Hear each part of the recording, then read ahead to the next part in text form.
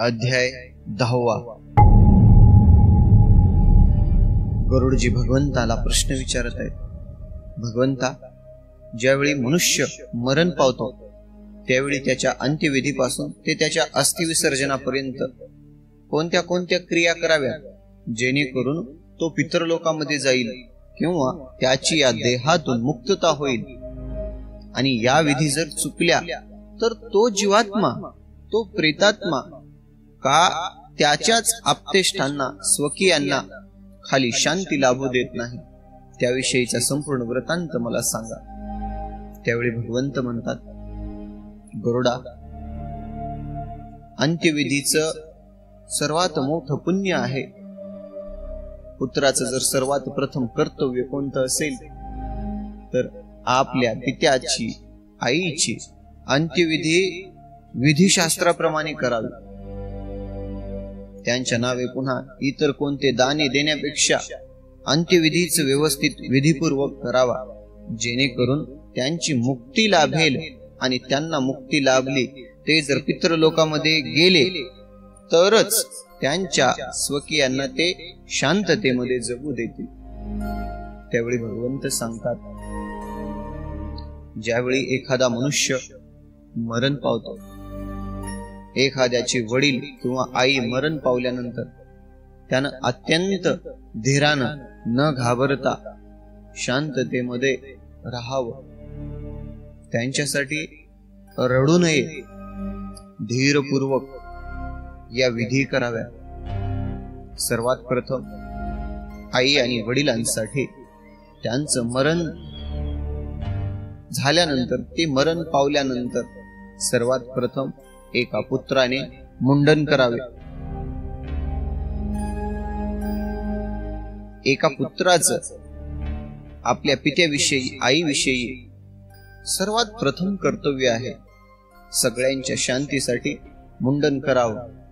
नखे व काखेतले केस सोडून दाढी मिशा संपूर्ण काढाव्या, आणि मग अंघोळ करावी. अंघोळ करून स्वच्छ वस्त्र परिधान करावे, आणि मग ताज्या पाण्याने जे प्रेत आहे त्या प्रेताला अंघोळ घालावी. त्या प्रेताला सजवावे, त्या प्रेताला फुलांची माळ घालावी, प्रेताची पूजा करावी, आणि पूजा करून मग ज्या घरातील ज्या सुना आहेत त्या सुनांनी त्याच घरामध्ये त्या प्रेताला प्रदक्षिणा घालाव्या. ज्यावेळी विधीपूर्वक एखादा पुत्र आपल्या स्वकीयांसाठी, आपल्या मातेसाठी किंवा आपल्या पित्याच्या अंत्यविधी विधीपूर्वक जर केला तर अग्निष्टोम यज्ञाचं त्याला पुण्य प्राप्त होते. स्त्रियांनी त्या प्रेताला प्रदक्षिणा घातल्यानंतर तो प्रेतात्मा ज्या ठिकाणी त्याचा जीव गेलेला आहे त्या ठिकाणी एक पिंड ठेवावा. त्या ठिकाणी पिंड अर्पण करून त्या ठिकाणची जी अधिष्ठात्री, जी देवी आहे, त्या भगवतीच्या शांतीसाठी ज्या ठिकाणी जीव गेला त्या ठिकाणी एक पिंड ठेवावा. आणि प्रेताला संपूर्ण विधी झाल्यानंतर नवीन वस्त्र परिधान करून त्या प्रेताला उचलावे, आणि पुत्राने, गरुड पुराणांनी सांगितलेलं आहे, पुत्राने पित्याला, मात्याला खांदा द्यावा. का? त्याविषयीच शास्त्राचं प्रमाण आहे. काय सांगते शास्त्र? नृत्वा स्कंदे स्वपितरं यः स्मशानाय गच्छति सो अश्वमेध फलं पुत्रो लभा तेच पदे पदे. नीत्वा स्कन्धे स्वपृष्ठे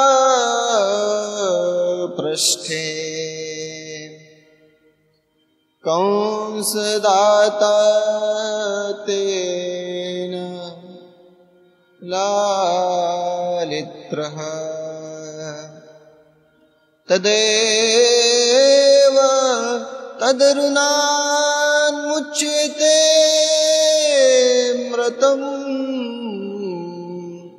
स्वपितरं वहेत्र।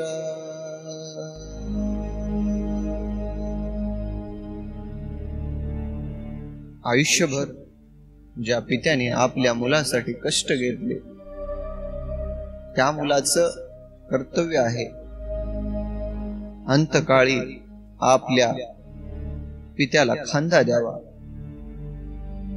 अंतकाळी ज्यावेळी तो पुत्र आपल्या पित्याला खांदा देऊन स्मशानाकडे घेऊन जातो का, त्यावेळी त्याच्या प्रत्येक पाऊल लागणीस अश्वमेधाचं पुण्य त्याला प्राप्त होत। पित्याने मुलाला खांद्यावरती मांडीवरती बसवून खेळवलेलं असतं। त्या ऋणातून जर मुक्त व्हायचं असेल तर पित्याला खांदा द्यावा पुत्राने, आणि पित्याने मातेने आपल्या मुलाला जे अंगा खांद्यावर खेळवलेलं असतं त्या ऋणातून मुक्त होण्यासाठी खांदा देऊन आपल्या पित्याला स्मशानापर्यंत घेऊन जावं। ज्या ठिकाणी जीव गेला त्या ठिकाणी एक पिंड, आणि ज्यावेळी प्रेताला उचलून त्या प्रेताला दरवाजापर्यंत आणलं जातं, द्वारापर्यंत आणल्यानंतर त्या प्रेताला पांथ म्हणतात। मग दुसरा पिंड द्यावा, तो दारामध्ये पांथ पिंड दिल्यानंतर पुन्हा अंत्ययात्रा सुरू करावी। सगळे जे मृताचे जे भाऊ बंद आहेत त्यांनी आपल्या पित्याला खांदा देऊन स्मशानाकडे घेऊन जाऊ। वाटेमध्ये अर्ध्या वाटेमध्ये गेल्यानंतर विश्रांतीसाठी प्रेत ठेवावं। विश्रांतीसाठी ठेवल्यानंतर त्या ठिकाणी पाणी शिंपडून त्या ठिकाणी दुसरं पिंड द्यावं। पांथपिंड कशासाठी देतात? जे अतृप्त आत्मे जे या अंत्यविधीमध्ये विघ्न आणणार आहेत ते अतृप्त आत्मे विघ्न आणू नये म्हणून पांथपिंड दिला जातो। आणि ज्यावेळी प्रेत अर्ध्या वाटामध्ये घेऊन आलं, प्रेताला खाली ठेवल्यानंतर त्या ठिकाणी उदक शिंपडून पाणी शिंपडून त्या ठिकाणी एक पिंड द्यावं। त्या पिंडाला म्हणजे भूतासाठी दिलेले ते पिंड आहे, भूतपिंड। जे पिशाच्य आहे, यक्ष आहे, राक्षस आहे किंवा जे मांसभक्षक आत्मे आहेत ते आत्मे त्या प्रेताला शिवून पुष्ट करू नये यासाठी भूतपिंड अर्ध्या वाटेमध्ये द्यावे। त्यानंतर प्रेताला उचलून स्मशानामध्ये घेऊन यावं। स्मशानामध्ये आणल्यानंतर प्रेत खाली ठेवावं। स्वच्छ जागा पाहून चिता रचायला सुरुवात करावी। प्रेताचं डोकं उत्तर दिशेला करावं आणि जे प्रेतस्थान ज्या ठिकाणी प्रेताला अग्नी द्यायचा आहे त्या ठिकाणी दर्भाने 3 आडव्या रेघा ओढाव्या आणि मग बाजूला एक अग्नी प्रज्वलित करावा। त्या अग्नीला गरुड पुराणाने त्या अग्नीचं नाव सांगितलेलं आहे। त्या अग्नीला क्रव्याद म्हणतात आणि क्रव्याद अग्नी प्रज्वलित करून मग यजुर्वेदामधील मंत्र म्हणा, जो लोमभ्य स्वहाचा जो यजुर्वेदामधला जो मंत्र आहे तो मंत्र म्हणावा। लोभम्यास्त्वनुवाक्येन होमं कुर्याद्यथा विधी। या मंत्राने त्या अग्नीमध्ये आहुत्या द्याव्या। पुष्प, गंध, अक्षता आहुती देऊन जो क्रव्याद नावाचा जो अग्नी आहे त्याला प्रज्वलित केल्यानंतर चिता रचाव्या, समिधा घ्याव्यात. समिधा कोणकोणत्या घ्याव्या? तुळस, चंदन, बाकी इतर पवित्र वृक्षांची लाकडे रचून चिता रचाव्या. चिता रचल्यानंतर त्या चितेवरती प्रेत ठेवावं आणि प्रेताला चितेवरती ठेवल्यानंतर त्या प्रेताच्या हातामध्ये आणि त्या प्रेतावर एक पिंड ठेवावा, म्हणजे 2 पिंड. असे प्रेत ज्या ठिकाणी मरण पावलं त्या ठिकाणापासून ते स्मशानापर्यंत येईपर्यंत 5 पिंड दिल्याशिवाय आहुतीसाठी ते प्रेत तयार होत नाही. या 5 पिंड अर्पण करावेच लागतात. गरुड पुराणांनी संपूर्ण वृत्तांत याच्याविषयी सांगितलेला. प्रथम पिंड ज्या ठिकाणी जीव गेला, दुसरं पिंड दारामध्ये, त्या पिंडाला पांतपिंड म्हणतात. तिसरं पिंड वाटेमध्ये, भूतपिंड. चौथं पिंड त्याच्या हातामध्ये आणि 5वं त्या चितेवर. अशा 5 प्रकारचे पिंड दिल्यानंतरच होमासाठी, हवनासाठी तो प्रेत तयार होतो. कारण हे जर पिंड नाही दिले तर जे मांस भक्षक, जे अतृप्त आत्मे आहेत त्याला स्पर्श करून, त्याला उष्ट करून त्याला मुक्ती मिळू देत नाही. त्यानंतर त्याचं जोपर्यंत सपिंडीकरण होत नाही, सपिंडीकरणापर्यंत ते प्रेतच राहत. आणि ज्यावेळी त्या प्रेताला त्या सरणावरती ठेवलं, यामध्ये गरुड पुराणांनी सांगितलेलं आहे, ज्यावेळी माणूस मरण पावतो त्यावेळी मुहूर्त पाहावा की कोणत्या मुहूर्तावर तो मरण पावलेला आहे. नक्षत्र पाहावं, दिवस नक्षत्र. पंचक नक्षत्र सांगितलेलं आहे. पंचकापैकी कुठलं जरी एका नक्षत्रावर जर मरण पावलेला असेल माणूस, तर त्याच्या स्वकीयासाठी अत्यंत घातक असं ते नक्षत्र आहे. 5 नक्षत्र कोणकोणतं आहे? पहिलं आहे धनिष्ठा नक्षत्र. धनिष्ठा नक्षत्राचं 3रं आणि 4थं चरण. शततारका, पूर्वा भाद्रपदा, उत्तर भाद्रपदा आणि रेवती. या 4 नक्षत्राचे, या नक्षत्राचे 5चे 4थं चरण. या 4थ्या चरणामध्ये जर जीवाचा मृत्यू झाला असेल तर त्याच्या स्वकीयासाठी अत्यंत म्हणजे घात करणार, त्या स्वकीयांना बाधा पोहोचवणार हे नक्षत्र आहे. या नक्षत्रावर जर मृत्यू झाला असेल तर सामान्य अंत्यविधी करता येत नाही. त्यांच्यासाठी वेगळा अंत्यविधी गरुड पुराणांनी सांगितलेला आहे. या 5 नक्षत्रामध्ये पंचकापैकी कुठल्याही एका नक्षत्रावर जो व्यक्ती मरण पावला त्यानंतर त्या नक्षत्रामध्ये अंत्यविधी करू नये. परंतु 4 दिवसापर्यंत ते प्रेत ठेवणं शक्य होत नसल्यामुळं या नक्षत्रांची शांती करून घ्यावी, याचा विधी सांगितलेला आहे. दर्भ जो आहे, दर्भाचे 4 पुतळे तयार करावेत. दर्भाचे 4 पुतळे करून त्याला नक्षत्र मंत्रांनी, आता कुठल्याही एका धनिष्ठा नक्षत्रावर जर मरण पावलं असेल तर धनिष्ठा नक्षत्र मंत्रांनी आहुती द्यावी, अभिमंत्रण करावे. त्या नक्षत्राच्या नावानं त्या दर्भावरती सोनं वाहावं आणि नंतर यजुर्वेद आणि जे ऋग्वेदामध्ये जे मंत्र दिलेले आहेत, रेता जयत नरो इंद्र वह शर्म गच्छतो, या नक्षत्र मंत्राने त्याला संपुटित करून होम करावा. आणि होम करून नंतर त्या प्रेताचे त्या पुतळ्यासोबत दहन करावं. आणि नंतर ज्यावेळी सपंडीकरणाचा विधी होतो त्यावेळी शास्त्रोक्त शांती, त्याची शास्त्रोक्त शांती करून घ्यावी. त्या शांतीमध्ये तिळाने भरलेलं एक भांड सोने चांदी रत्न भरावी आणि काशाच्या घड्यामध्ये तूप भरावं.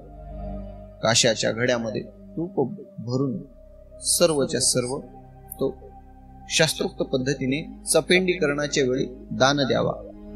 हा विधी आहे ज्याचं मरण या 5 नक्षत्रापैकी एका नक्षत्रामध्ये कुठल्याही नक्षत्रावरती झालं. धनिष्ठा, शततारका, पूर्व भाद्रपदा, उत्तर भाद्रपदा आणि रेवती या प्रत्येकाचे 4 चरण आणि धनिष्ठा नक्षत्राचे 3रे व 4थे चरण हे मरणासाठी म्हणजे अत्यंत वाईट त्या जीवात्म्याला सहजासहजी शांती न मिळणारे हे नक्षत्र आहेत. आणि या नक्षत्रावरती या विधीनं त्या जीवाचा त्या प्रेताचा अंत्यविधी करावा. त्यानंतर ज्यावेळी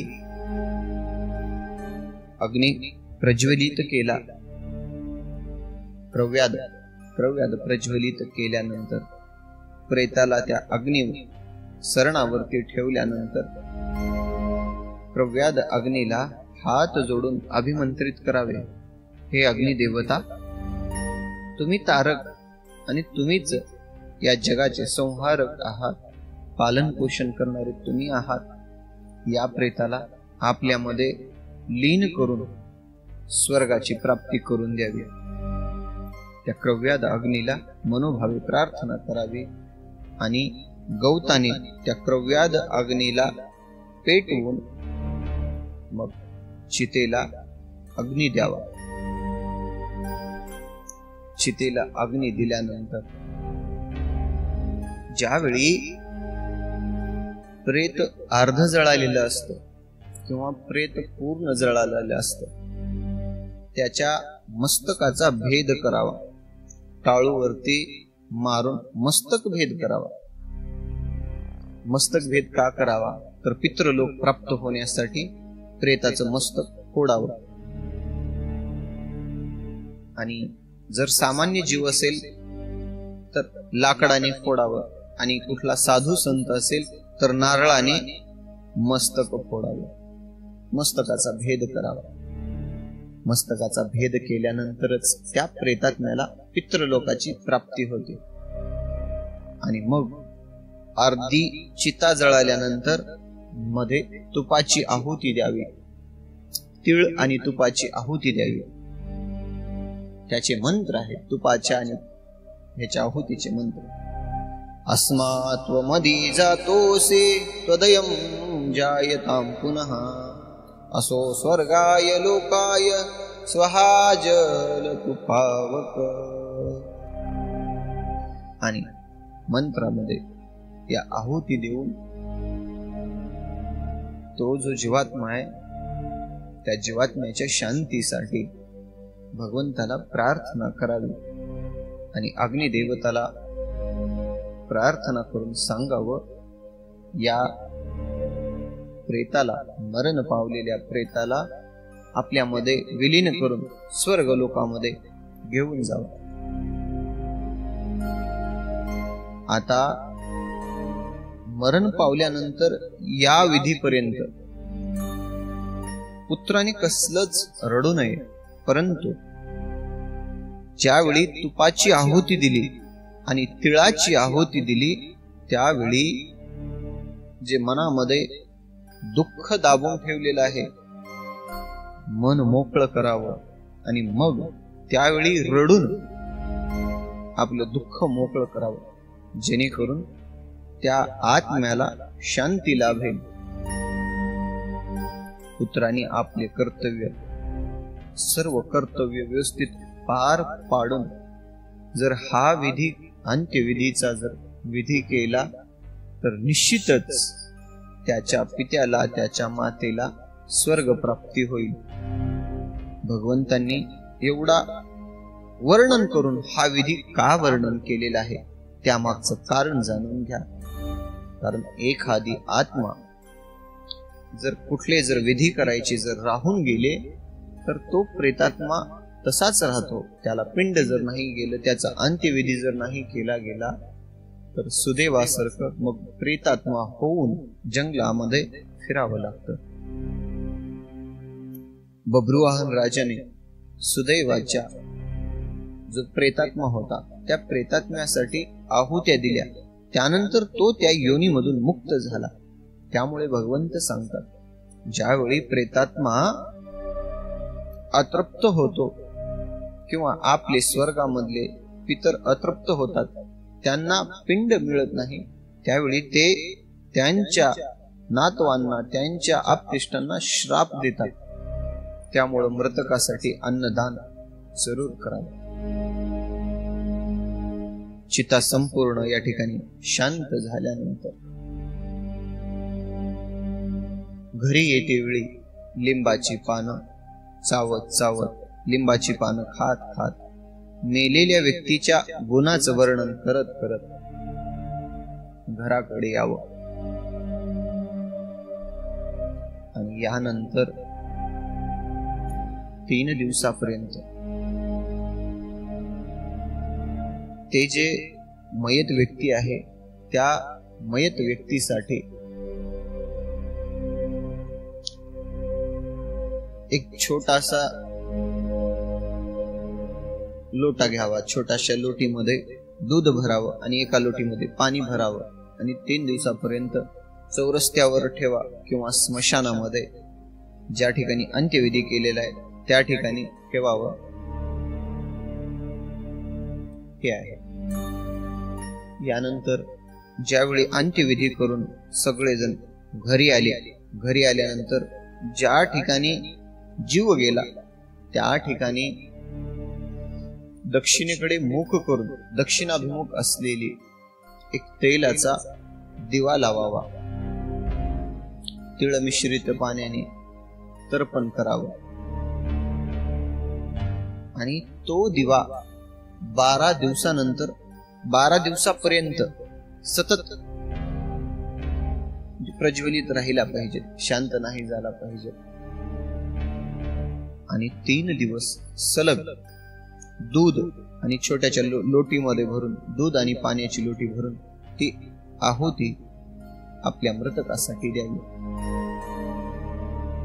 स्मशानामध्ये जाऊन द्या किंवा चौरस्त्यामध्ये जाऊन द्या. एक मंत्र आहे, तो मंत्र म्हणून आहुती द्यावी. स्मशानान लब्धोसी परित्यक्तोसी बांधवा, इदं नीरम इदं क्षीर मंत्र स्नाही मी तम पिब. स्मशानामध्ये आहुती द्यावी. भगवंत वर्णन करून सांगतात, ज्यावेळी 3 दिवस पर्यंत ही विधी करून त्या प्रेताला जाळलं जातं, प्रेताला जाळून भगवंताला एक प्रार्थना केली जाते स्मशानामध्ये. हे देवता, हा जो प्रेत गेलेला आहे त्या प्रेताला एक प्रकारचं सांगणं आहे, हे जीवा, या इहलोकामधून तू परलोकाचा प्रवास तुझा सुरू आहे आणि तुझा अंत्यविधी झाल्यामुळं तू या लोकामधून मुक्त झालेला आहेस. आता काय कर, या पाण्याने आंघोळ कर आणि हे ठेवलेलं दूध, इदम नीरम इदम क्षीर मंत्र स्नाही मितम पिव, हे दूध प्राशन कर आणि त्या पाण्याने स्नान कर. असं म्हणून 3 दिवसापर्यंत ते छोटीशी लोटी स्मशानामध्ये किंवा चौरस्त्यावरती ठेवावी. यानंतर गरुड पुराणांनी विधी सांगितलेला आहे, अस्थि गोळा करण्याचा विधी. ज्यावेळी जीव मरण पावतो, गरुड पुराणाच्या मते 4थ्या दिवशी अस्थि गोळा कराव्या. अस्थि गोळा करण्याचा सुद्धा एक विधी आहे, त्या विधीनेच अस्थि गोळा कराव्या. आणि 4थ्या दिवशी जर शक्य होत नसेल तर 2ऱ्या किंवा 3ऱ्या दिवशी अस्थि गोळा केल्या तरी सुद्धा काही हरकत नाही. अस्थि गोळा करण्याच्या विधी सांगताना गरुड पुराणांनी सांगितलेलं आहे, स्मशानामध्ये जाऊन स्नान करावं. स्नान केल्यानंतर लोकरीचं वस्त्र परिधान करावं, हातामध्ये दर्भाची अंगठी घालावी दर्भ असते, दर्भाची अंगठी घालावी. आणि जे स्मशानामधले जे भूते आहेत, स्मशान भूतांना उडीद असतो, उडदाच्या बळी द्यावा. आणि यमातत्व मंत्राचं या ठिकाणी उच्चारण करावं. ज्या ठिकाणी चिता या ठिकाणी अंत्यविधी केलेला आहे, जे चितास्थान आहे, चितास्थानाला 3 प्रदक्षिणा कराव्या. आणि मग चितास्थानी दूध शिंपडावं. दूध शिंपडून सगळ्या अस्थी, काही अस्थी पळसाच्या पानामध्ये घ्यावा. पळसाच्या पानामध्ये घेऊन त्या अस्थींना दुधामध्ये धुवावं. ज्या अस्थी आपल्याला गंगेला अर्पण करायचे आहे, गंगेमध्ये अस्थि विसर्जन करायचं आहे, त्या अस्थींना दुधामध्ये धुवावं. दुधामध्ये धुल्यानंतर पाण्यामध्ये धुवावं. पाण्यामध्ये धुवून त्या अस्थींना आपल्या हृदयाशी लावावं. आणि हृदयाशी लावून भगवंताला प्रार्थना करावी, भगवंता, या माझ्या पित्याला, या माझ्या मातेला मुक्ती प्रदान कर.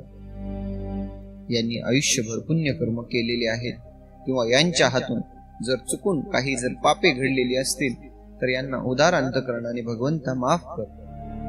त्या अस्थी हृदयाला लावून भगवंताला प्रार्थना करावी. आणि मग त्या अस्थी मातीच्या भांड्यामध्ये ठेवाव्या. त्यानंतर विटा घेऊन विटाचं एक त्रिकोणी मंडल बनवावं स्मशानामध्ये. ते मंडल सारवावं, शेणाने सारवून दक्षिणेकडे तोंड करून बसावं. आणि जे 3 बाजू आहेत त्या 3 बाजूंना एक पिंड अर्पण करावा, 3 पिंड अर्पण करावी. नंतर चितेच्या राखेचा ढीग करावा, त्याच्यावर तिवळी ठेवावे. आणि मातीचा कच्चा घडा, त्या कच्च्या घड्यामध्ये पाणी भरून त्या ठिकाणी ठेवावं. आणि मग पिंड अर्पण करण्यासाठी भात शिजवावा. भातामध्ये दूध, तूप आणि गुळ टाकून तो पिंड तयार करावा.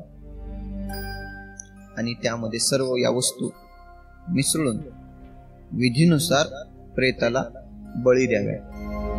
हा आहे स्मशानामधला विधी. ज्यावेळी हा विधी संपन्न झाल्यानंतर 10 दिवसाच्या आत त्या ज्या अस्थी आहेत त्या अस्थीचं विसर्जन गंगेला करावे. भगवंत सांगतात, एखादा पापी जरी आत्मा असेल आणि त्या पाप आत्म्याला किंवा त्यांच्या अस्थीला गंगेमध्ये विसर्जन केल्यानंतर ते सुद्धा स्वर्ग लोकामध्ये जातात. त्यांची सुद्धा काहीशी पापकर्म मुक्त होतात. याविषयीची कथा सांगत असताना भगवंत सांगतात, एखादा व्यक्ती मरण पावल्यानंतर 10 दिवसानंतर जर त्याच्या अस्थी जर गंगेमध्ये नेऊन जर विसर्जित केल्या तर त्या देहाला मुक्ती लाभते, मुक्ती प्रदान करते. भगवंत मुक्ती प्रदान करतात त्या देहाला. एक भयंकर असा शिकारी होता आणि त्या शिकाऱ्याने जंगलामध्ये शिकार करण्यासाठी केला. आयुष्यभर भरपूर पापकर्म केलेली होती. जंगलामध्ये शिकारीसाठी गेला असताना अचानक वाघाने त्याच्यावरती आक्रमण केलं आणि वाघाने आक्रमण करून त्याला मारून खाऊ लागला वाघ. आणि वाघाने खाऊन झाल्यानंतर वाघ निघून गेला आणि त्या ठिकाणी त्या मनुष्याला खाण्यासाठी गिधाड आली आणि गिधाडांनी त्या अर्धवट प्रेताला उचलून आकाशमार्गे घेऊन जाऊ लागले. त्यावेळी 2 गिधाडांचं भांडण लागलं असताना, 2 पक्षामध्ये भांडण लागलेलं असताना त्या शिकाऱ्याची काही हाडं गंगेच्या पात्रामध्ये पडली. मग त्या शिकाऱ्याला, त्या जीवाला नरकामध्ये नेऊनच टाकत होते. भगवंताचे पार्षद येऊन त्याला स्वर्गामध्ये घेऊन गेले. आयुष्यभर ज्याने पाप कर्म केली त्याची हाडं केवळ गंगेमध्ये पडल्यामुळं त्याला स्वर्ग प्राप्ती झाली. याविषयीची सुंदर कथा भगवंतांनी सांगितलेली आहे. गंगा एवढी पवित्र का आहे? महानदी असणारी गंगा माता, गंगेच्या केवळ नामस्मरणामुळे हा जीव तरुण जातो. इतर तीर्थामध्ये जाऊन स्नान केल्यानंतर ते तीर्थ पापाचं क्षालन करतात, परंतु गंगा एक असं महातीर्थ आहे, महानदी आहे, जिच्या केवळ श्रवणानेच पापाची मुक्ती होते आणि गंगेच्या तीर्थाच्या केवळ स्पर्शाने मनुष्याची पाप कर्म जळून जातात. याविषयीच सखोल वृत्तांत भगवंतांनी सांगितलं. भगीरथ राजा आहे. भगीरथ राजाने आपल्या पित्राच्या उद्धारासाठी ब्रह्मलोकातून गंगा आणली. महादेवांनी गंगेला स्वतःच्या मस्तकावरती धारण केलं आणि राजा भगीरथाच्या पित्रांच्या उद्धारासाठी भगीरथ राजाने या गंगेला पृथ्वी तलावरती आणलं. आणि याच गंगेने जो सगर राजा आहे, सगर राजाचे 60,000 पुत्र, त्या 60,000 पुत्रांचा उद्धार गंगा मातेने केलेला आहे. मनुष्याची पाप भस्म करण्याची ताकद गंगा माता ठेवते. आणि मग मनुष्य मरण पावल्यानंतर 10 दिवसाच्या आत त्याच्या अस्थी ज्यावेळी गंगेमध्ये विसर्जित केल्या जातात, त्यावेळी मग त्या आत्म्याला मुक्ती प्रदान होते. मग दशगात्रादी विधी आहे. मग दशगात्रादी विधी करून गंगेमध्ये अस्थि विसर्जन केल्यानंतर मग वर्ष श्राद्धासाठी तोच दिवस निवडावा. आता काही जणांचा मृत्यू प्रवासामध्ये होतो, काही जणांचा मृत्यू परकीय देशामध्ये होतो, किंवा त्यांचा मग त्या जीवाच्या अंत्यविधी कसा करावा, किंवा काहीच्या मृत्यूनंतर त्यांचा देहच मिळून येत नाही, त्यांचा अंत्यविधी कसा करावा. त्यासाठी भगवंतांनी सांगितलं, एक दर्भाचा पुतळा करून त्या दर्भाच्याच पुतळ्याला त्याचा देह मानून अंत्यविधी करावा आणि मग त्याची राख गंगेमध्ये निहून अर्पण करावी. त्याच्या नावे सर्व विधी करून घ्यावे, जेणेकरून त्याचा देह मुक्त होईल आणि त्याच्या जीवाला शांती लाभेल, मुक्ती लाभेल.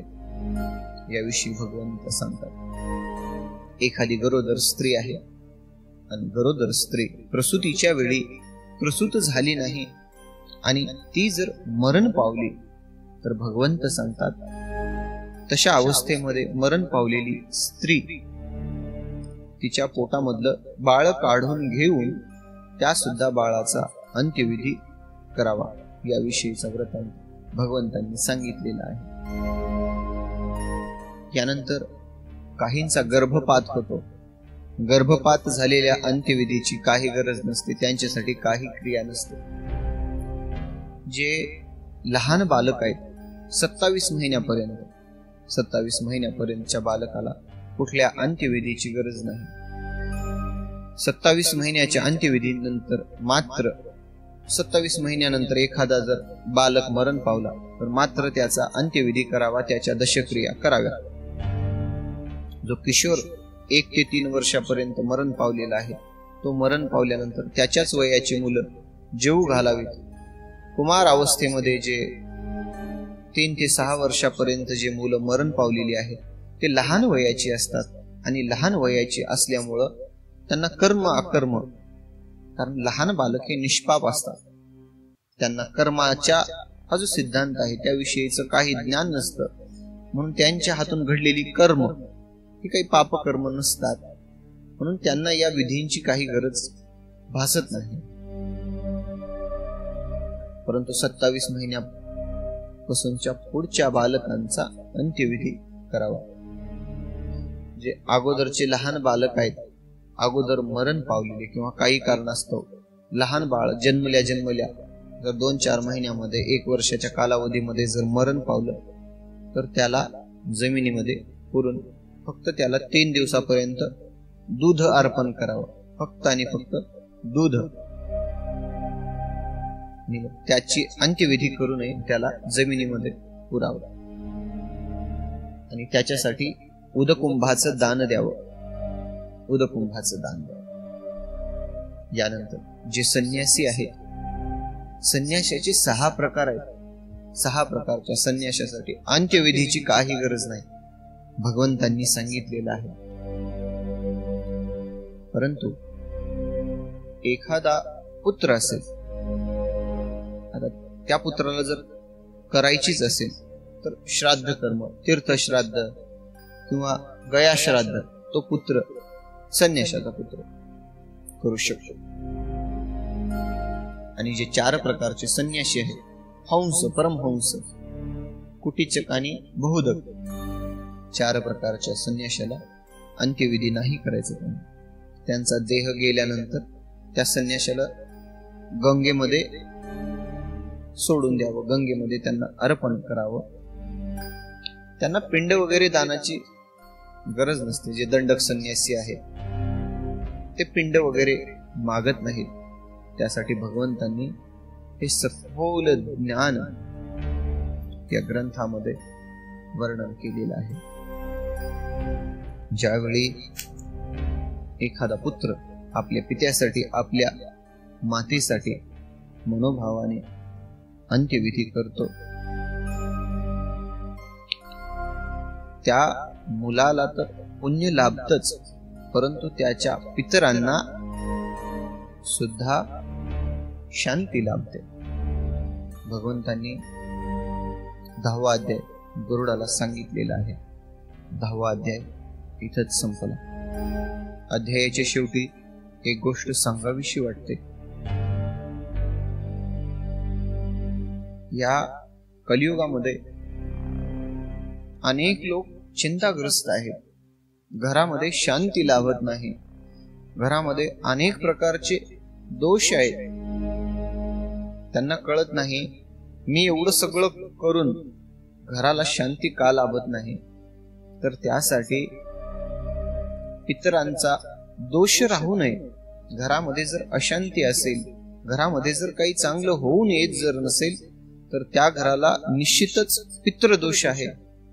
त्यासाठी एकच उपाय, पित्राच्या नावाने जे पितृपक्ष महिना असतो, महाळ महिना, महाळ महिन्यामध्ये पित्रांच्या नावे तुमच्या कुवतीप्रमाणे 4, 100, 200, 1000 लोकांना जेवू घालावं. जर पित्रांनी जर आशीर्वाद दिला तर अजून संपत्ती, संतती, आयुष्य वर्धन होईल.